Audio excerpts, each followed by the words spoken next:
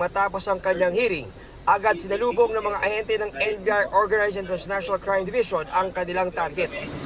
Inuulikan namin sa visa ng isang warrant of arrest. 3 warrant ang isinilbi sa suspect sa kasong estafa, karnaping at bouncing check law.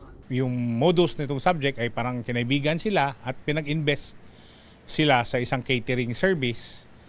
Pero ang nangyari, sila lang ang naglabas ng pera, wala nang bumalik sa kanila. Bukod sa pera na umabot sa milyong-milyong piso, natangayan din daw ng mga sasakyan tulad ng truck at van ang mga biktima dahil sa paniwalang ipapasok ito sa negosyo.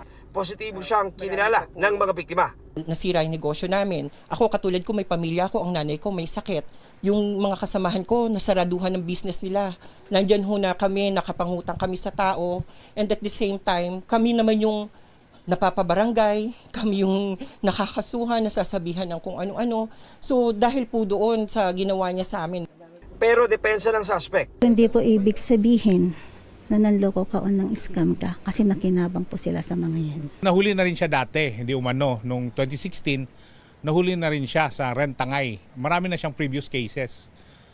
Karamihan ng kaso niya, stapa. Nakakulong ngayon ang suspect sa NBI QC.